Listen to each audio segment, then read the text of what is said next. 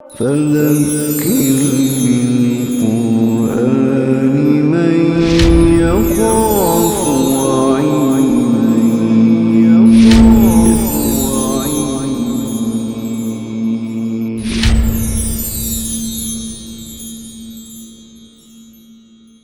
بسم اللہ الرحمن الرحیم۔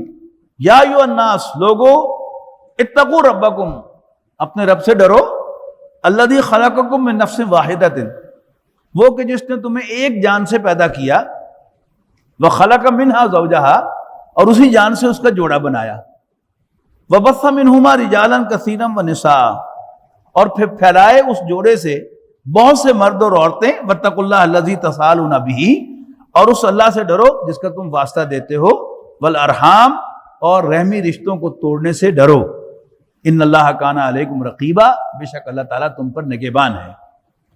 وآتوا الیتامی اموالہم، اور دو یتیموں کو ان کے مال، ولا تتبدلوا الخبیث بالطیب، اور مت بدلو برے مال کو اچھے مال سے، ولا تاکلوا اموالہم الی اموالکم، اور ان کے مالوں کو اپنے مالوں کے ساتھ ملا کر ہڑپ نہ کرو، انہ کان حوبا کبیرا، یقیناً یہ بہت بڑا گناہ ہے۔ وَإِنْ خِفْتُمْ أَلَّا تُقْسِطُوا فِي الْيَتَامَى، اور اگر تمہیں اندیشہ ہو کہ تم یتیم لڑکیوں کے معاملے میں انصاف نہ کر سکو گے، فَانْكِحُوا مَا طَابَ لَكُم مِّنَ النِّسَاءِ مَثْنَىٰ وَثُلَاثَ وَرُبَاع، تو نکاح کرو ان عورتوں کو جو تمہیں پسند آئیں، دو دو، تین تین اور چار چار۔ اصل مسئلہ کیا ہے، اس کو سمجھ لیں کہ کوئی یتیم لڑکی آپ کی کسٹڈی میں ہے، وہ آپ کی محرم نہیں ہے، نہ بھتیجی ہے نہ بھانجی ہے، لیکن بہرحال یتیم بچی ہے لا وارث، اور آپ اس کے وارث ہیں۔ اب ایک طریقہ کیا ہے کہ آپ اسی کے ساتھ نکاح کر لیں اور ساری جو بھی اس کی جائیداد ہے اس کے بھی آپ وارث بن جائیں۔ اس صورت میں کیا ہوگا کہ آپ کے رحم و کرم پر ہوگی وہ یتیم بچی۔ اگر آپ اس کا نکاح کسی اور شخص سے کریں گے تو آپ اس کے ولی کی حیثیت سے اس کے والی وارث بنیں گے اور اس کے حقوق کا تحفظ کریں گے۔ تو کہا ہے کہ یہ کام نہ کرو، اس کی بجائے تمہارے لیے یہ کھلا راستہ ہے کہ جو عورتیں تمہیں پسند آئیں، جائز نامحرم عورتوں میں سے، ان سے تم چار چار نکاح کر سکتے ہو۔ فَإِنْ خِفْتُمْ أَلَّا تَعْدِلُوا، اور اگر تمہیں اندیشہ ہو کہ تم عدل نہ کر سکو گے، فَوَاحِدَةً، تو ایک پر اتفاق کرو، أَوْ مَا مَلَكَتْ أَيْمَانُكُمْ، یا کسی لونڈی سے نکاح کر لو، ذَلِكَ أَدْنَىٰ أَلَّا تَعُولُوا، یہ زیادہ قریب ہے کہ تم نا انصافی سے بچ جاؤ۔ جو بات میں نے عرض کی ہے وہ واضح ہو گئی۔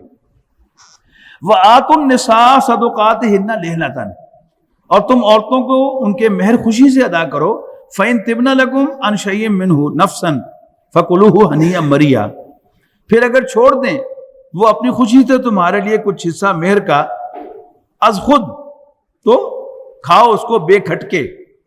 وَلَا تُؤْتُوا السُّفَهَاءَ أَمْوَالَكُمْ، اور نہ دو کم عقل یتیموں کو، یعنی جب تک وہ سینسیبل نہ ہوئے ہوں، یتیموں کو ان کے مال، الذی جعل اللہ لکم قیاما، وہ مال کہ جس پر اللہ تعالیٰ نے تمہیں نگران بنایا ہے، وارزقوہم فیہا واکسوہم، تم انہیں پہناؤ، انہیں کھلاؤ اور پہناؤ، وقولوا لہم قولا معروفا، اور انہیں اچھی بات سمجھاؤ۔ وابتلوا الیتامی حتی اذا بلغوا النکاح، اور یتیم بچوں کو جانچتے رہو یہاں تک کہ وہ نکاح کے قابل ہو جائیں۔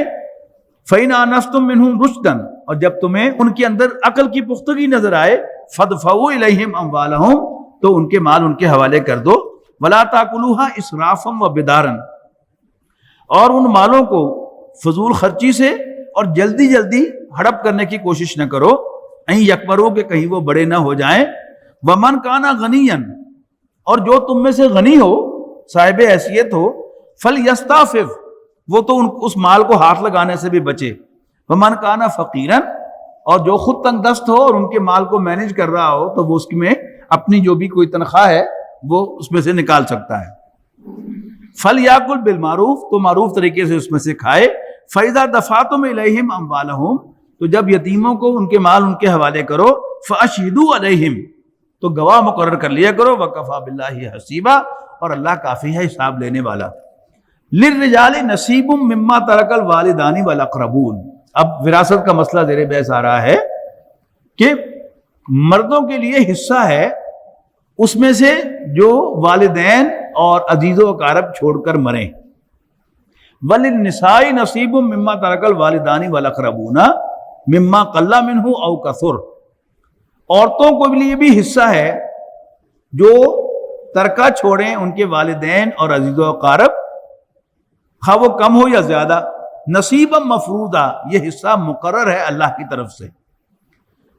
وَإِذَا حَضَرَ الْقِسْمَةَ أُولُو الْقُرْبَى وَالْيَتَامَى وَالْمَسَاكِينُ، اور اگر تقسیم وراثت کے وقت آپ موجود ہوں، قرابت دار، یتیم اور مسکین، فَارْزُقُوهُم مِّنْهُ، تو انہیں اس میں سے کچھ دو.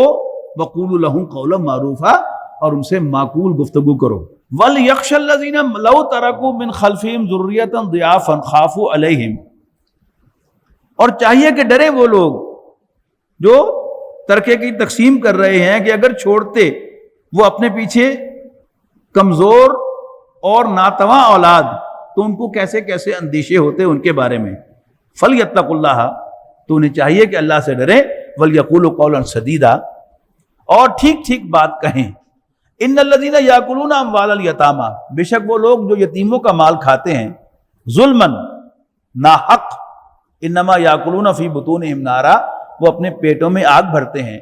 وسیصلون سعیرا، اور وہ عنقریب بھڑکتی ہوئی آگ میں جا پڑیں گے. یوصیکم اللہ فی اولادکم، اللہ تمہیں تمہاری اولاد کے بارے میں وصیت فرماتا ہے. للذکر مثل حظ الانثیین، مرد کا حصہ دو عورتوں کے حصے کے برابر ہے. فَإِن كُنَّ نِسَاءً فَوْقَ اثْنَتَيْنِ، پھر اگر ہوں وارث صرف لڑکیاں ہی دو سے زیادہ، فَلَهُنَّ ثُلُثَا مَا تَرَكَ، تو ان کے لیے 2/3 ہوگا پورے ترکے کا. وَإِن كَانَتْ وَاحِدَةً فَلَهَا النِّصْفُ، اور اگر ایک ہی لڑکی ہو تو وہ پورے ترکے کا نصف کی مالک ہوگی. وَلِأَبَوَيْهِ، اور ماں باپ، لِكُلِّ وَاحِدٍ مِّنْهُمَا السُّدُسُ، ہر ایک کا چھٹا حصہ ہوگا. مما ترکا، اگر مرنے والے نے کچھ چھوڑا ہو. ان کانا لہو ولدن، اگر اس کا کوئی بیٹا ہو، کوئی اولاد ہو. فَإِن لَّمْ يَكُن لَّهُ وَلَدٌ، اور اگر اس کا کوئی بیٹا کوئی اولاد نہ ہو. وَوَرِثَهُ أَبَوَاهُ، تو پھر سارا کا سارا ترکہ ماں باپ کو ملے گا. کس تقسیم کے ساتھ؟ فَلِأُمِّهِ الثُّلُث، کہ تیسرا حصہ ماں کو اور دوسرا 2 حصے باپ کو ملے گا. فَإِن كَانَ لَهُ إِخْوَةٌ، اور اگر مرنے والے کے بھائی ہوں، فَلِأُمِّهِ السُّدُسُ، تو ماں کو چھٹا حصہ ملے گا. من بعد وصیت یوصی بہا أو دین، اس کے بعد کہ اس کا قرض یا جو بھی اس نے وصیت کوئی کی ہو اس کی کمپلائنس کے بعد. آباؤکم و ابناؤکم، اچھا یہ کنسرن آج بھی ہمیں ہے، بڑے ماں پیوں کی ضرورت ہے. اب یہ بات اس کو ایڈریس کیا جا رہا ہے. آباؤکم و ابناؤکم لا تدرون ایہم اقرب لکم نفعا، تمہیں کیا معلوم کہ تمہارے لیے زیادہ فائدے مند کون ہے دونوں میں سے، اولاد یا ماں باپ. فریضۃ من اللہ، یہ حصے اللہ تعالیٰ کی طرف سے مقرر ہیں. ان اللہ کان علیما حکیما، بے شک اللہ تعالیٰ جاننے والا حکمت والا ہے. وَلَكُمْ نِصْفُ مَا تَرَكَ أَزْوَاجُكُمْ، اور جو تمہاری بیویاں چھوڑ کر مریں اس میں سے تمہارا نصف حصہ ہے. إِن لَّمْ يَكُن لَّهُنَّ وَلَدٌ، اگر ان کی اولاد نہ ہو. فَإِن كَانَ لَّهُنَّ وَلَدٌ، اور اگر ان کا کوئی بیٹا ہو. فَلَكُمُ الرُّبُعُ مِمَّا تَرَكْنَا، تو اس کے لیے چوتھا حصہ ہوگا. مما ترکنا، جو وہ چھوڑ کر مری ہوں. من بعد وصیت یوصینا بہا أو دین، وصیت اور قرض کی ادائیگی کے بعد. وَلَهُنَّ الرُّبُعُ، اور بیویوں کے لیے چوتھا حصہ ہوگا. مما ترکتم، تمہارے ترکے کا. إِن لَّمْ يَكُن لَّكُمْ وَلَدٌ، اگر تم بے اولاد ہو. فَإِن كَانَ لَكُمْ وَلَدٌ، اور اگر تمہاری اولاد ہو. فَلَهُنَّ الثُّمُنُ مِمَّا تَرَكْتُمْ مِن بَعْدِ وَصِيَّةٍ تُوصُونَ بِهَا أَوْ دَيْنٍ، اس کے بعد تو ان کے لیے 8واں حصہ ہوگا. اس کے بعد جو تم نے چھوڑا ہے اس میں سے، اس کے بعد کہ جو وصیت تم نے کی ہے اس کی کمپلائنس اور قرض کی ادائیگی کے بعد. وَإِن كَانَ رَجُلٌ يُورَثُ كَلَالَةً أَوْ امْرَأَةٌ، اور اگر ہو کوئی مرد جس کی میراث تقسیم طلب ہے، ایسا کہ وہ بے اولاد ہو اور اس کے ماں باپ بھی زندہ نہ ہوں. اب امرأۃ وَلَهُ أَخٌ أَوْ أُخْتٌ، یا کوئی عورت ہو جس کا ایک بھائی اور ایک بہن ہو. فَكُلِّ وَاحِدٍ مِّنْهُمَا السُّدُسُ، تو ان میں سے ہر ایک کو چھٹا حصہ ملے گا. فَإِن كَانُوا أَكْثَرَ مِنْ ذَلِكَ، اور اگر وہ اس سے زائد ہوں. فہم شرکاء فی الثلث، تو وہ سب کے سب 1/3 میں وارث ہوں گے، من بعد وصیت یوصی بہا او دین، وصیت کی کمپلائنس اور قرض کی ادائیگی کے بعد، غیر مضارن، بشرطے کہ یہ وصیت ضرر رساں نہ ہو، وصیت من اللہ، یہ اللہ کی طرف سے حکم ہے، واللہ علیم حلیم، اور اللہ تعالیٰ جاننے والا بردبار ہے۔ تلک حدود اللہ، یہ اللہ کی حدیں ہیں۔ ومن یطع اللہ ورسولہ، اور جو کوئی اللہ اور اس کے رسول کا کہنا مانے گا، یدخلہ جنات تجری من تحتها الانہار خالدین فیہا، تو اللہ تعالیٰ اس کو ایسے باغات میں داخل کرے گا جن کے نیچے نہریں بہتی ہوں گی، وذالک الفوز العظیم، اور یہ ہوگی بڑی کامیابی۔ ومن یعص اللہ ورسولہ، اور جو اللہ اور اس کے رسول کی نافرمانی کرے گا، ویتعدی حدودہ، اور اللہ تعالیٰ کی قائم کردہ حدوں سے تجاوز کرے گا، یدخلہ نارا خالدا فیہا، تو اللہ تعالیٰ اس کو آگ میں ڈالے گا ہمیشہ ہمیشہ اس میں رہنے کے لیے، وَلَهُ عَذَابٌ مُّہِینٌ، اور اس کے لیے ایک توہین آمیز عذاب ہوگا۔ وَاللَّاتِي يَأْتِينَ الْفَاحِشَةَ مِن نِّسَائِكُمْ، اور جو ارتکاب کریں بدکاری کا تمہاری عورتوں میں سے، فَاسْتَشْهِدُوا عَلَيْهِنَّ أَرْبَعَةً مِّنكُمْ، تو گواہی لاؤ ان پر اپنوں میں سے 4 مردوں کی، فَإِن شَهِدُوا فَامْسِكُوهُنَّ فِي الْبُيُوتِ حَتَّى يَتَوَفَّاهُنَّ الْمَوْتُ، تو تم انہیں اپنے گھروں میں قید کرو یہاں تک کہ انہیں موت آ جائے، او یجعل اللہ لہن سبیلا، یا اللہ تعالیٰ ان کے لیے کوئی راستہ نکالے، یہ پھر سورہ نور میں آ کے بیان ہوگا۔ واللذانی یاتیانہا منکم فآذوہما، اور جو مرد تم میں سے بدکاری کا ارتکاب کریں، ہوموسیکسول، فآذوہما، تو دونوں کو اذیت دو، جسمانی اذیت، فإن تابا واصلحا، پھر اگر وہ توبہ کر لیں اور اپنی اصلاح بھی کر لیں، فَأَعْرِضُوا عَنْهُمَا، تو ان کا راستہ چھوڑ دو، ان اللہ کان توابا رحیما، بے شک اللہ تعالیٰ توبہ قبول فرمانے والا، رحم فرمانے والا ہے۔ اب توبہ کا مضمون آ رہا ہے، یہ بڑی خوبصورت آیت ہے۔ انما التوبۃ علی اللہ للذین یعملون السوء بجہالۃ، بے شک ایسے لوگوں کی توبہ قبول کرنا اللہ نے اپنے اوپر لازم کر لیا ہے۔ اللہ تعالیٰ پر کوئی چیز لازم نہیں کی جا سکتی، وہ کہہ دے خود کہ یہ میرے اوپر لازم ہے تو وہ بادشاہ ہے۔ کون؟ الذین یعملون السوء بجہالۃ، جہالت جو ہے یہ 2 ایکسپریشن کی ضد ہے، عقل کی ضد بھی جہالت ہے اور علم کی ضد بھی جہالت ہے، تو 2 ترجمے ہوں گے، اس لیے کہ عقل کہتے ہیں نا، اپنے جذبات کو کنٹرول کرنے کو کہتے ہیں عقل، تو عاقل کا الٹ بھی جاہل ہے اور عالم کا الٹ بھی جاہل ہے۔ تو وہ لوگ کہ جو کوئی برائی کریں بجہالت لا علمی میں یا جذبات کی رو میں بہ کر، ثم یتوبون من قریب، اور پھر فوراً ہی توبہ کر لیں، یعنی جذبات آئے، کوئی حرکت سرزد ہو گئی لیکن جو ہی ہوش میں آیا توبہ کر لی، پتہ نہیں تھا کہ یہ حرام ہے، کر بیٹھے کرتے رہے، جو ہی پتہ چلا فوراً تائب ہو گئے، ثم یتوبون من قریب فاولئک یتوب اللہ علیہم، یہ وہ لوگ ہیں کہ جن کی توبہ اللہ تعالیٰ قبول فرمائے گا، وکان اللہ علیما حکیما، اور اللہ تعالیٰ جاننے والا حکمت والا ہے۔ وَلَيْسَتِ التَّوْبَةُ لِلَّذِينَ يَعْمَلُونَ السَّيِّئَاتِ، اس کا بالکل الٹ کیا ہے؟ ان کی کوئی توبہ نہیں ہے کہ جو برائیاں کرتے رہیں، حتی اذا حضر احدہم الموت، یہاں تک کہ جب کسی کو موت آئے ان میں سے، قال کہے انی تبت الآن، اب میں توبہ کرتا ہوں، وَلَلَّذِينَ يَمُوتُونَ وَهُمْ کفار، اور وہ لوگ کہ جو مرے اس حال میں کہ وہ کافر ہوں، اولئک اعتدنا لہم عذابا علیما، یہ وہ لوگ ہیں کہ جن کے لیے ہم نے دردناک عذاب تیار کر رکھا ہے۔ یا ایھا الذین آمنوا لا یحل لکم ان ترثوا النساء کرہا، اے ایمان والو تمہارے لیے جائز نہیں ہے کہ تم عورتوں کو زبردستی اپنی میراث بنا لو۔ یہ بھی عربوں میں ایک رواج تھا کہ جب باپ مر گیا تو اس کی جو منکوحہ بیوی ہے ادر دن دا مدر، وہ اس کو اپنی جائیداد سمجھتے تھے کہ اس کو اپنی بیوی بنا لیتے تھے، اس سے منع کیا جا رہا ہے اس کو کہ لا یحل لکم ان ترثوا النساء کرہا، کہ تم زبردستی عورتوں کو اپنی میراث بنا لو، ولا تعضلوہن لتذہبوا ببعض ما آتیتموہن، اور نہ دباؤ ڈالو ان پر اس غرض سے کہ ہڑپ کر جاؤ تم کچھ حصہ اس کا جو دیا تم نے ہی انہیں بصورت مہر و میراث،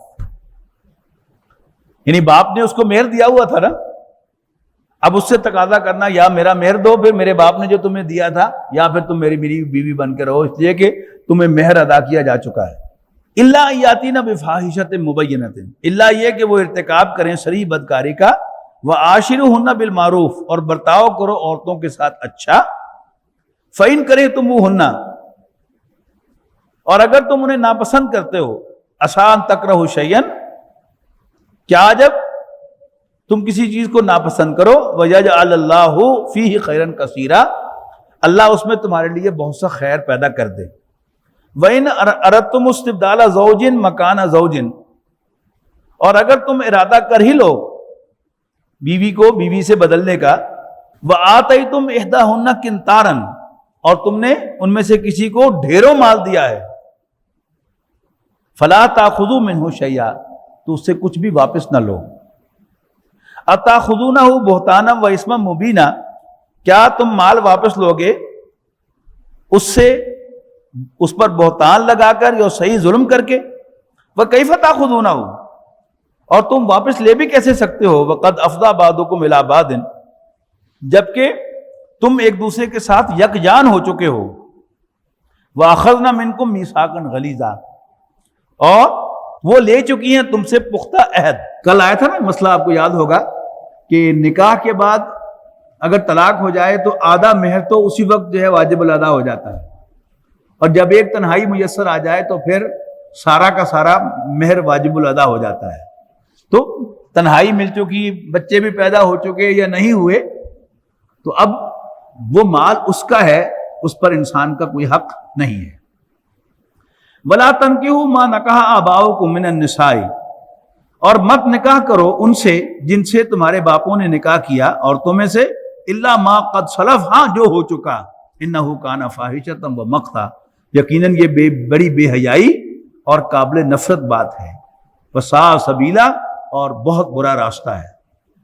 حرمت علیکم امہاتکم، حرام کر دی گئی ہیں تم پر تمہاری مائیں، و بناتکم، اور تمہاری بیٹیاں، و اخواتکم، اور تمہاری بہنیں، و عماتکم، اور تمہاری پھوپھیاں، و خالاتکم، اور تمہاری خالائیں، و بنات الاخی، اور تمہاری بھتیجیاں، و بنات الاختی، اور تمہاری بھانجیاں، و امہاتکم اللاتی ارضانکم، اور تمہاری وہ مائیں جنہوں نے تمہیں دودھ پلایا ہے، و اخواتکم من الرضاع، اور تمہاری دودھ شریک بہنیں، و امہات نسائکم و ربائبکم اللاتی فی حجورکم، اور مائیں تمہاری بیویوں کی، اور وہ لڑکیاں جو پڑ رہی ہوں تمہارے گھروں میں، من نسائکم اللاتی دخلتم بہن، تمہاری ان بیویوں سے جن سے تم نے صحبت کی ہو، فَإِن لَمْ تَكُونُوا دَخَلْتُمْ بِهِنَّ، البتہ اگر تم نے صحبت نہ کی ہو، فَلَا جُنَاحَ عَلَيْكُمْ، تو تم پر کوئی گناہ نہیں ہے۔